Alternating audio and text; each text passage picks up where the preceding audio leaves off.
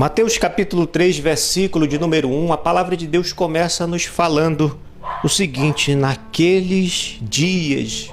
Mas que dias são esses que Mateus estava se referindo? Esses dias são os dias que nós precisamos relacionar com o que foi dito no final do capítulo de número 2, quando a palavra de Deus nos diz que Jesus foi morar numa cidade chamada Nazaré.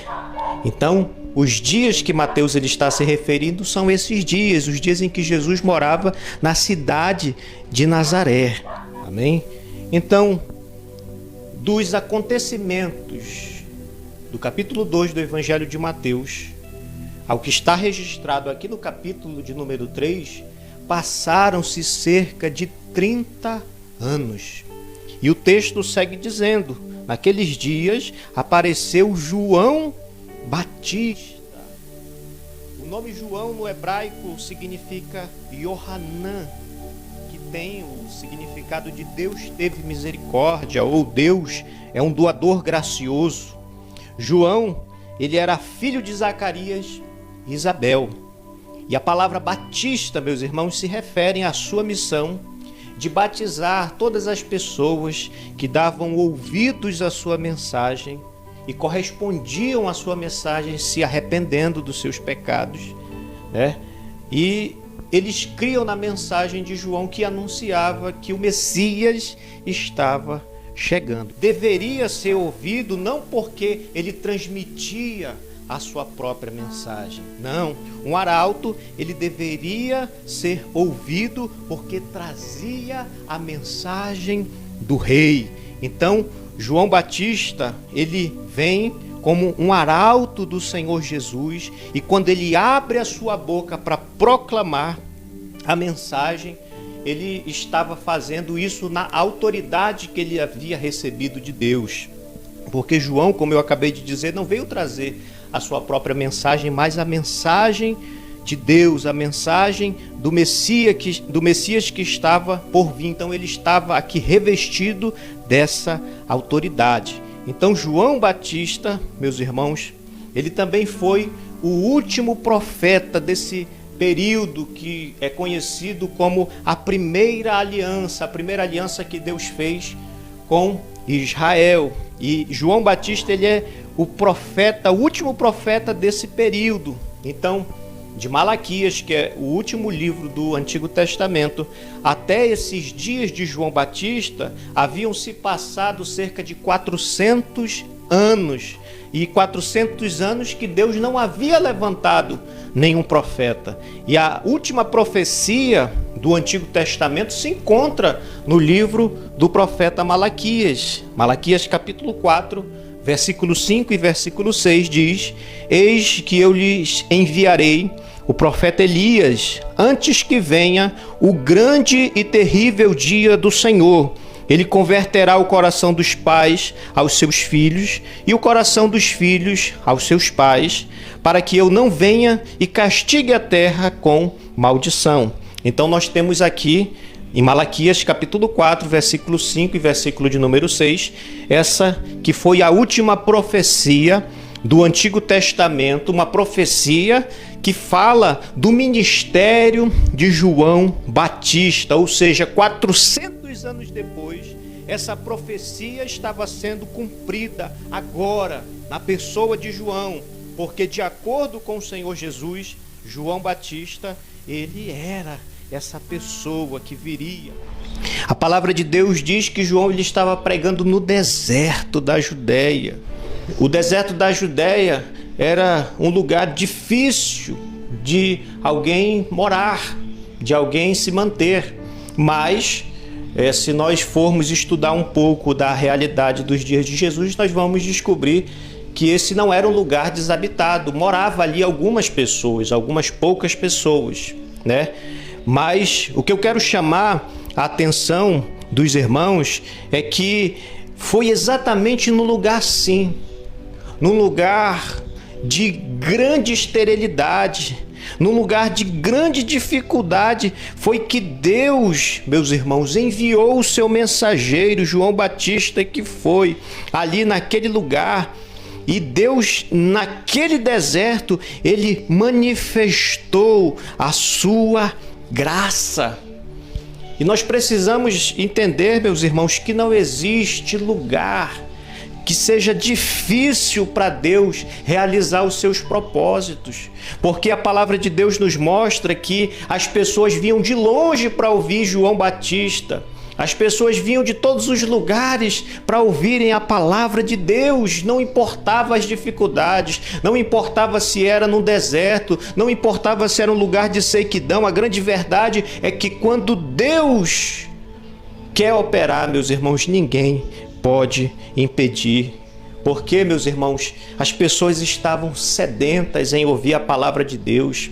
Da mesma maneira como nós vivemos esses dias onde dificilmente a gente vai encontrar lugares onde a palavra de Deus ela é ministrada com fidelidade, debaixo da unção, debaixo do poder de Deus. Nós vamos ver, meus irmãos, quantos lugares onde a palavra de Deus ela não é mais pregada, mas quando Deus, meus irmãos, ele quer operar, não importa o lugar. Então Deus estava agindo aqui nesse lugar, no deserto da Judéia. O versículo 2 diz, ele dizia, arrependam-se, porque está próximo o reino de Deus. Arrependam-se. Essa palavra no grego é metanoeu, que significa mudar a sua maneira de pensar, mudar a nossa maneira de pensar, porque toda mudança, meus irmãos, toda mudança de vida, ela começa por uma mudança de mentalidade, mas que ninguém pense que esse arrependimento bíblico significa somente uma mudança de opinião, mas o arrependimento bíblico significa principalmente uma mudança de atitude com relação ao pecado. Uma mudança de atitude é na maneira como nós nos relacionamos com Deus.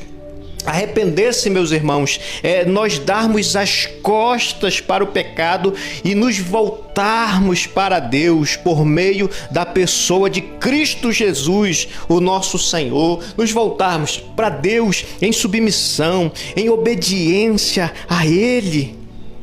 Então João ele pregava: arrependam-se, arrependei-vos.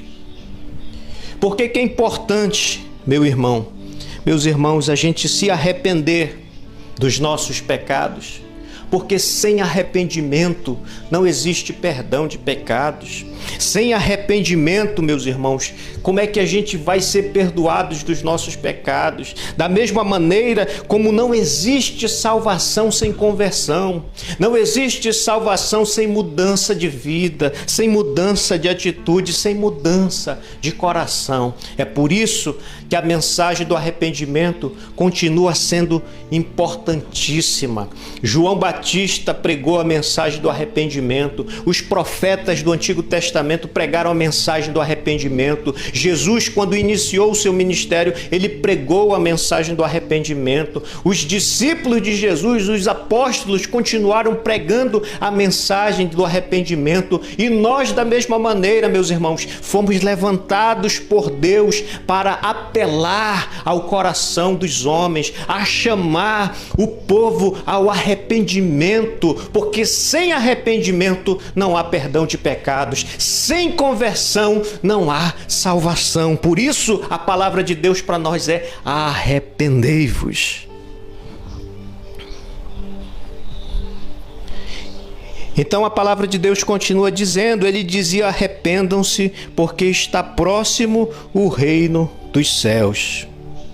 O que significa esse termo, o reino dos céus? Reino dos céus só aparece no Evangelho de Mateus. Nos outros evangelhos, os outros evangelistas chamaram de reino de Deus. E reino dos céus, porque Mateus ele estava direcionando o seu evangelho primeiramente ao povo judeu. O evangelho de Mateus foi escrito para todas as pessoas, mas primeiramente foi direcionado ao povo judeu. É por isso que você vai ver por várias vezes a expressão, isso aconteceu para que se cumprisse, né? Porque Mateus ele tinha o objetivo de convencer os judeus de que Jesus era o Messias de Deus. Então, esse termo reino dos céus também significa que a origem desse reino, o propósito desse reino e o rei desse reino não são dessa terra, não é terreno, é do céu. O propósito é do céu, a origem é do céu, o rei é do céu. É por isso que Mateus ele utiliza essa expressão reino dos céus. E esse reino, meus irmãos, é o reinado do Messias, conforme anunciado desde os dias do Antigo Testamento, como nós encontramos, por exemplo, ali no livro do profeta Daniel, capítulo 2, versículo de número 44. E o reino dos céus, ele começou quando Cristo ele veio em forma humana. Mas esse reino, ele só será definitivamente e completamente estabelecido de forma literal no futuro, nesse período que a Bíblia chama, ali no livro de Apocalipse, de o milênio. Só que nós precisamos também saber que os princípios desse reino, eles são espirituais. E os princípios desse reino, eles já podem ser vividos e experimentados desde os dias de Jesus até os nossos dias. A gente já pode viver esses princípios do reino de Deus. Daí a necessidade, meus irmãos, do arrependimento.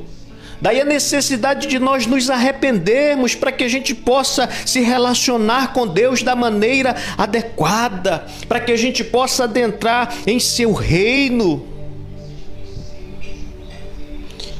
Porque aonde o reino de Deus ele se manifesta, inevitavelmente vai ocorrer poderosas transformações.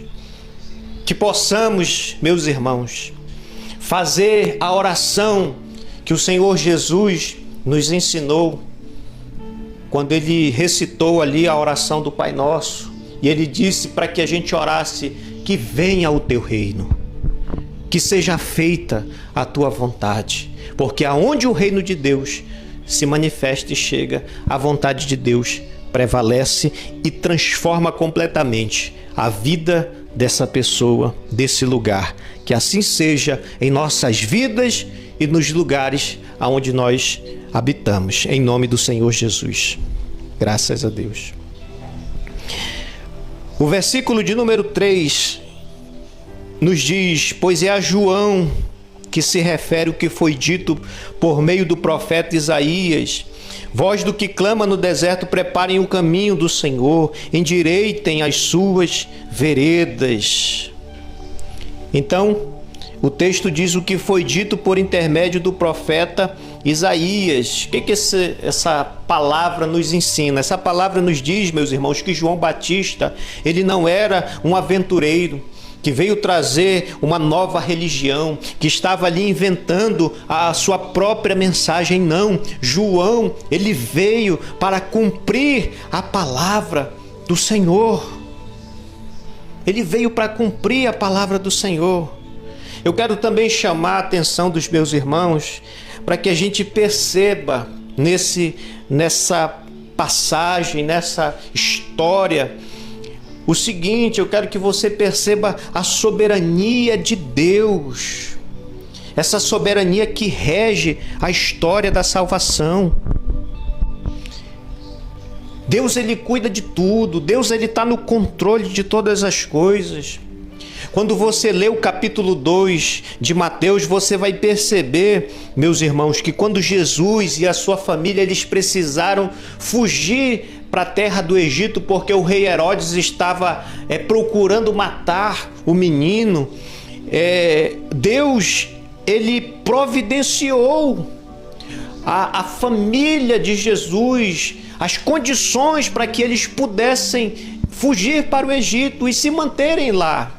E quando foi que isso aconteceu? Quando aqueles magos foram e depositaram os seus presentes ali aos pés de Jesus, em forma de adoração. Eles vieram de longe e depositaram os seus presentes, e eu não tenho dúvidas de que esses presentes foram usados para o mantimento de Jesus. E por que isso aconteceu? Porque Deus está no controle do plano de salvação que Ele mesmo providenciou, que Ele mesmo arquitetou. Então Herodes, meus irmãos, com toda a sua astúcia, Herodes com todo o seu poder, com todo o seu empenho, ele tentou tirar a vida de Jesus, mesmo Jesus sendo um bebê, mas ele não conseguiu. E por que ele não conseguiu? Ele não conseguiu porque quem está no controle da história não são os homens, mas é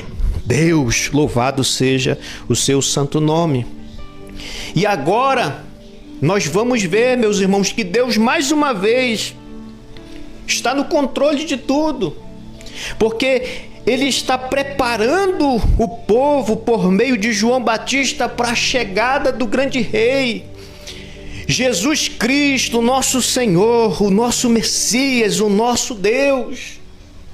João Batista, ele vem adiante, como que anunciando: abram alas, abram caminhos para que o grande rei ele passe, para que ele esteja, para que ele chegue. O rei está chegando. João Batista estava anunciando: o seu reino será estabelecido.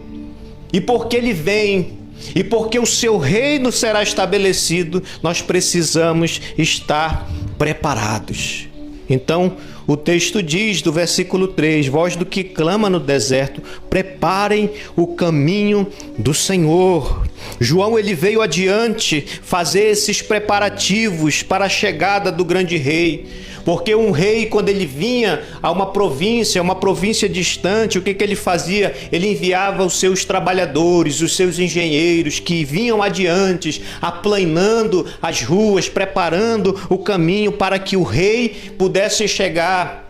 E João estava fazendo esse trabalho, aplanando os caminhos do Senhor, removendo os obstáculos, porque é exatamente isso que o verdadeiro arrependimento ele faz nas nossas vidas. Ele remove os obstáculos, ele remove os obstáculos que o pecado produz na vida do homem, fazendo com que ele esteja separado de Deus. Então o arrependimento, ele produz, ele prepara o caminho, ele prepara a vida, fazendo com que as coisas sejam colocadas no lugar. O pecado que causou essa bagunça na vida dos homens. Por isso é preciso o arrependimento, para que o ser humano, meus irmãos, que antes estava vivendo fora do propósito de Deus, ele possa se alinhar novamente com aquilo que Deus deseja dele. Amém? Quando a gente vai receber a visita de uma pessoa importante nas nossas casas, o que a gente faz? A gente arruma a bagunça, a gente arruma o nosso lar. Deus estava dizendo o seguinte por meio de João: olha, o rei está vindo. Arrumem a bagunça dos vossos corações. Prepare para que o rei passe, mas que ele não vá embora. Arrume de tal forma que quando o rei chegar, que ele possa fazer morada. Porque assim como Jesus veio e passou por esses lugares, meus irmãos, Jesus ele continua passando pela vida dos homens, mas infelizmente muitas pessoas não preparam os seus corações para receber o grande rei. Jesus ele está passando, meus irmãos, exatamente no dia de hoje, em nossas vidas. E se eu fosse você, eu cuidaria de preparar o coração, para que Jesus, ao passar, ele não vá embora, mas que ele possa achar um lugar em nossas vidas e fazer morada. em nossos corações. Que no dia de hoje a gente possa dizer: ah, Senhor, que venha o teu reino, que o Senhor venha, meu Deus, que o Senhor venha em minha vida, porque tudo está pronto, o meu coração já está preparado para receber você. Que o Senhor estabeleça o seu reino em minha vida e habite em meu coração para todo sempre. Que esse seja o nosso desejo, que esse seja o desejo do nosso coração, que Cristo venha e reine em nossas vidas. Eu quero encerrar essa palavra fazendo uma pergunta a você: como é que anda a sua vida? Como é que anda o seu coração? O grande rei, o Senhor Jesus, ele veio nos dias de João Batista. Ele morreu, ele ressuscitou, ele voltou aos céus, mas ele prometeu voltar. E a sua palavra, ela é fiel, ela é verdadeira. E ele há de cumprir essa palavra. Cristo virá. E como está a sua vida? Como é que anda o teu coração? Será que você está preparado para esse grande dia? Meus irmãos, esse é o tempo de nós arrumarmos a nossa vida. Esse é o tempo de nós nos posicionarmos, tomando uma decisão, a decisão mais importante de nossas vidas, a decisão de abandonarmos os nossos pecados, e nos voltarmos para Deus de todo o coração. Deus nos chama ao arrependimento.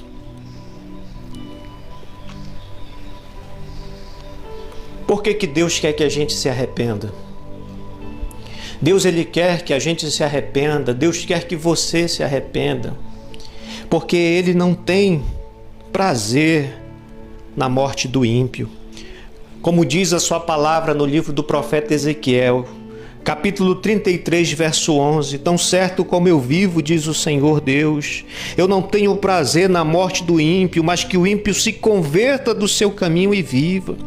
Convertam-se dos seus maus caminhos, porque vocês haveriam de morrer, ó casa de Israel.